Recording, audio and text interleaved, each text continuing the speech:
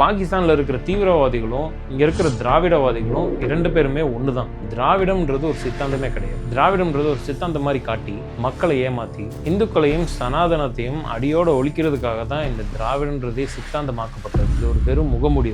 இப்போ அந்த முகமூடி இதுவாக கிளிய ஆரம்பிச்சிருச்சு. 1930 ஆரம்பிச்ச இந்த சித்தாந்தம் பிராமணர்களுக்கு எதிராகன்னு சொல்லி ஆரம்பிக்கப்பட்டது. ஆனால் மெதுவாக அவங்க இந்து மதத்தை தான் ஒட்டுமொத்தமாக அழிக்கணும்னு இப்போ நினைக்க ஆரம்பிச்சிட்டாங்க. பார்ப்பனியத்தை மட்டும்தான் எதிர்க்கிறோம்னு சொல்லிட்டு ஆரம்பித்த இவங்க இந்துக்களையும் அவமதிக்கிறதும் இழிவுபடுத்துறதும் கேவலப்படுத்துறதும் இவங்க கொள்கையாவே மாத்திட்டாங்க.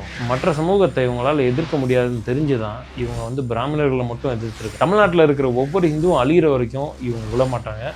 இதுதான் இவங்களோட லட்சியம். திராவிட கட்சிகள் வந்ததுல இருந்து வேறு மதங்களுக்கு துணை நின்று இந்துக்களுக்கு எதிராக தான் பல தடவை செயல்படுறாங்க. பல விஷயங்கள்ல சவுத் இந்தியாவில் இருக்கிற மாநிலங்களை மட்டும் பார்த்தோம்னா கர்நாடகா கன்னடிகர்களுக்காக இருக்கு, தெலுங்கானாவும் ஆந்திராவும் தெலுங்கர்கள் இருக்காங்க, கேரளாவில் மலையாளிகள் இருக்காங்க. தமிழ்நாட்டில் மட்டும் ஏன் தமிழர்கள்னு சொல்லாமல் திராவிடர்கள் ஏன் சொல்லணும்? திராவிட சித்தாந்தமே ஒரு மிகப்பெரிய முகமூடி தான். அந்த மாஸ்க்குள்ள என்ன இருக்குன்னு பார்த்தோம்னா இந்து மதத்துக்கு மேலே இருக்கிற வெறுப்பு மட்டும்தான். இவங்களுடைய முதல் ஸ்டெப்பு பிராமணர்கள், இரண்டாவது பெண்ணியம். பெண்கள் கிட்ட நாடக காதல், இந்த மாதிரி பல விஷயங்களை செஞ்சு பெண்களை எப்படியாவது இந்துக்கள்கிட்ட இருந்து பிரிச்சிடணும். திராவிட கொள்கைப்படி பெண்கள் அவங்களோட தாலி அறுக்கணும், கர்ப்பப்பையை எடுக்கணும், பெண்கள் ஆணை போல உடைய அணிய வேண்டும், ஆணை போல இருக்கணும், ஆண்கள் செய்கிற எல்லாத்தையும் செய்யணும் அப்படின்றதான் இவங்களோட போலி பெண்ணியம். உண்மையாகவே பெண்ணியம் பேசுகிறவங்க வேறு மதத்தில் இருக்கிற எந்த ஒரு சடங்குகளையும் எதிர்க்கிறது கிடையாது. இந்து பெண்களை மட்டும்தான் இவங்க குறி வைக்கிறாங்க.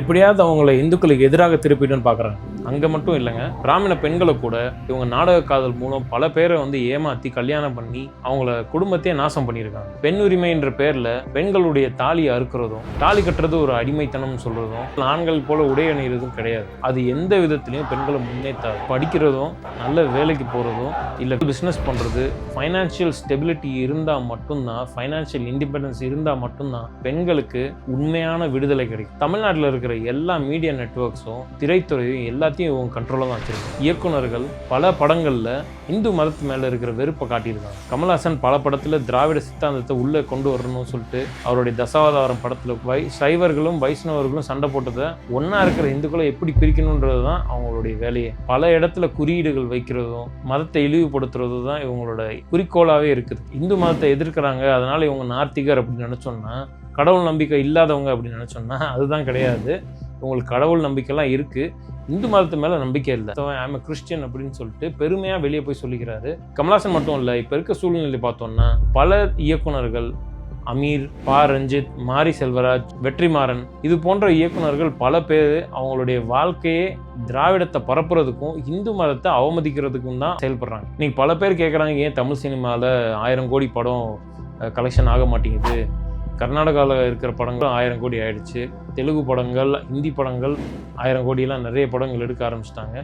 தமிழ் படங்களை மட்டும் ஏன் 1000 கோடி பாக்ஸ் ஆஃபீஸ் கலெக்ஷன் இன்னும் வரல அப்படின்னு பார்த்தோம்னா அதுக்கு ஒரே ஒரு காரணம், இந்த திராவிட சித்தாந்தம். இவங்க இப்போ எடுக்கிற படங்களில் எல்லாத்துலேயும் திராவிடத்தை புகுத்து தேவையில்லாமல் இந்து மதத்தை எதிர்த்து தமிழ் சினிமாவையே நாசம் பண்ணிட்டாங்க. தமிழ்நாட்டில் மட்டும் இல்லைங்க, இந்தியாவில் இருக்கிற நிறைய இந்துக்கள் வேற்று மத பண்டிகைகளை கொண்டாடுறது கூட தடுக்கிறது கிடையாது. அப்படி இருக்கிற ஒரு சூழ்நிலையில் இந்த திராவிடவாதிகள் இந்துக்களை சைவர்கள் வைணவர்கள்னு பிரிக்க பார்க்குறது ஒரு மிகப்பெரிய முட்டாள்தனம் தான். அது மட்டும் இல்லாமல் தமிழ் படத்தில் பல இடங்களில் இந்து மதத்தை எப்படி கொச்சைப்படுத்துவாங்கன்னா அவங்க மெயின் ஹீரோவை வச்சு சொல்ல மாட்டாங்க, அதை காமெடியனை வச்சு வாழைப்பழத்தில் ஊசி ஏற்றுற மாதிரி மெதுவாக யாருக்குமே தெரியாமல் அதை அசிங்கப்படுத்திட்டு அமைதியாக இருந்துடுவாங்க. அடுத்தான் இவங்க கடந்த 70 வருஷமாக எந்தெந்த படம்லாம் இவங்களோட சித்தாந்தத்தை புகுத்துற இயக்குநர்கள் இருக்காங்களோ அவங்க எல்லா படத்துலையும் இவங்க இதை தான் செஞ்சுருக்காங்க. உங்களை சிரிக்க வைக்க மூலியமாக உங்களுடைய மதத்தை அசிங்கப்படுத்துறது தான் இவங்களோட வேலை. பிராமண எதிர்ப்பு, போலி பெண்ணியம், திரைத்துறையை ஆக்கிரமிச்சது,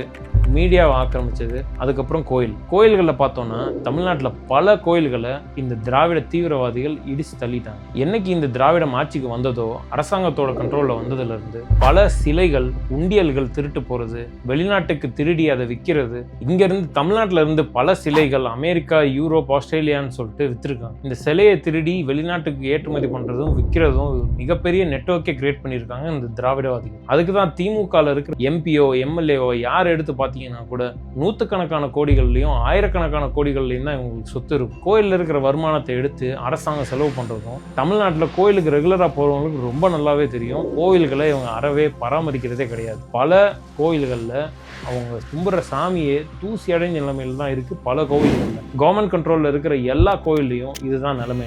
திருப்பரங்குன்றத்தில் ஒரு தீபம் ஏற்றுறதுக்காக இவங்க நடத்தின நாடகத்துக்கு கிட்டத்தட்ட நூற்றுக்கணக்கான கோடி செலவு பண்ணி இந்துக்களை அங்கே தீபம் ஏற்ற விடாமல் செஞ்சுருக்காங்க. இவங்க அதுக்காக எத்தனை கோடி வேணால் செலவு பண்ணுறதுக்கு ரெடியாக இருக்காங்க. ஆனால் ஒரு 1000 ரூபா செலவு பண்ணி ஒரு தீபம் ஏற்றுறதுக்கு இவங்களுக்கு வலிக்குது அப்படின்னா இவங்களுக்கு இந்துக்கள் மேலே எவ்வளோ ஒரு வெறுப்பு இருக்கணும் அப்படின்றத நீங்களே தெரிஞ்சுக்கணும். இந்துக்களுக்கு எதிராக செயல்படுற இவங்க ஆனால் எப்படி கிறிஸ்தவர்களுக்கும் இஸ்லாமியர்களுக்கும் இவங்க ஆதரவாக செயல்படுறாங்க? கடவுள் நம்பிக்கை இல்லைன்னா கிறிஸ்தவ கடவுளும் இல்லை, இஸ்லாமிய கடவுளும் இல்லைன்னு தானே சொல்லணும். அது எப்படி இந்து கடவுள் மட்டும் இல்லை, கடவுள் எல்லாமே ஒன்று தானே? அதுதான் இவங்களுடைய முகமூடி. தமிழ்நாட்டில் இருக்கிற இந்துக்களையும் சனாதனத்தையும் எப்படியாவது ஒழிச்சிடணும் அப்படின்றது தான் உண்மையான குறிக்கோளாக இருந்தது. இப்போ அவங்க வாயிலிருந்தே அது வந்துடுது. கோயிலை பொறுத்த வரைக்கும் சிலைகளை மட்டும் இவங்க திருடலை, உண்டியலை மட்டும் திருடலை, கோயிலோட நிலத்தையும் திருடிருக்காங்க. பல கோடி சொத்துக்கள் தமிழ்நாட்டில் திராவிட கட்சிகள் இங்கே வந்ததுலேருந்து பல இடங்களை இவங்க போலியாக எழுதி வாங்கியிருக்காங்க. திருடினவங்க எல்லாருமே திராவிட கட்சிகள் சேர்ந்தாங்க. இந்த திராவிட தீவிரவாதிகள் கிட்ட நம்ம கோயில்களை கொடுத்தது கிட்டத்தட்ட பாகிஸ்தான் தீவிரவாதிகள் கிட்ட 10 போர் விமானங்களை வாங்கி கொடுத்ததுக்கு சமம். அது பாகிஸ்தானில் இருக்கிற தீவிரவாதிகள் இந்துக்களை ஒரேடியாக இந்தியாவிலேருந்து அழிக்கணும்னு பார்க்குறாங்க. அதே மாதிரி தமிழ்நாட்டில் திராவிட தீவிரவாதிகள் இந்துக்களையும் சனாதனத்தையும் அழிக்கணும்னு சொல்லிட்டு முயற்சி பண்ணுறாங்க. இவங்க 2 பேரும் ஒரே கொள்கையை கொண்ட வேறு வேறு சித்தாந்தத்தை கொண்டவங்க. இதெல்லாம் நம்ம பார்க்கும்போது திராவிடம் என்பதே ஒரு மிகப்பெரிய முகமூடி. அந்த முகமூடிக்குள்ளே இருக்கிறது ஒரு திராவிட தீவிரவாத கொள்கை, இந்து விரோத கொள்கை தான். நம்ம நாட்டில் ஒரு மிகப்பெரிய நல்ல விஷயம் என்ன அப்படின்னு பார்த்தோம்னா, முகலாயர்களும் பல இஸ்லாமியர்களும் இந்த நாட்டை ஒரு இஸ்லாமிய நாடாக மாற்றணும்னு சொல்லிட்டு மிக கடினமாக முயற்சி செஞ்சாங்க. ஆனால் அவங்களால முடியலை. அது அதே மாதிரி பிரிட்டிஷ் ஆட்சி இங்கே வந்ததுலேருந்து சிஸ்டமேட்டிக்காக நம்ம நாட்டை கிறிஸ்தவ நாடாக ஆக்கணும்னு சொல்லிட்டு முயற்சி பண்ணாங்க. அதுவும் முடியலை.